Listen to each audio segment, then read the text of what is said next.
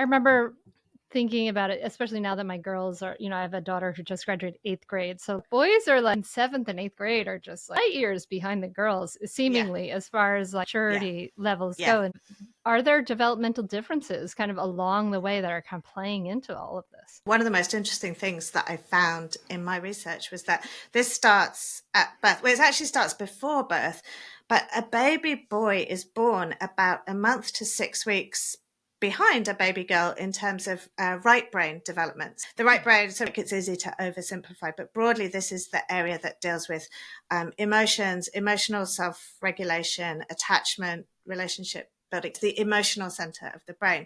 And because a baby boy their brain is sort of immature compared to with a girl, it means that their brains are more vulnerable to disruption. And you see this in the data. So all of the like adverse events that could happen to a baby, like neglect or poverty or abuse, postpartum depression in the mother, all of these things have been shown to have a greater impact on boys at a group level than they do on girls. And you can see those outcomes down the line.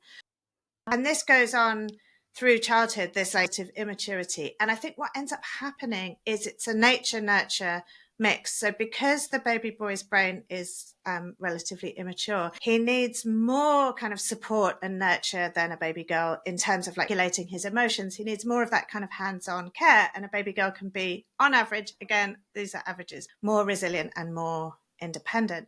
But because of the way we kind of masculinize boys and we think of them as like tougher and sturdier, and we kind of handle them differently, and we roughhouse with them more, but we give them less of that emotional nurture in general throughout childhood. It becomes this like self-reinforcing thing. So it's like they need more, but they get less, and it compounds to cause some of these problems, I think. Yeah, and you said that boys are kind of more fragile than girls, and They're we more fragile, yeah. definitely don't think about boys that way. As tougher and sturdier, and there's all this research that show that when people are handed a baby boy who cries, they tend to perceive him as angry, whereas when they, as shown a baby girl crying, they see her as sad or distressed, and that they handle them slightly differently, that they do more roughhousing with boys. They throw them up in the air and a lot of like, there you go, little man, and, this sort of masculinizing behavior. And it goes on through childhood. We talk to girls more about their feelings, we engage with them more verbally.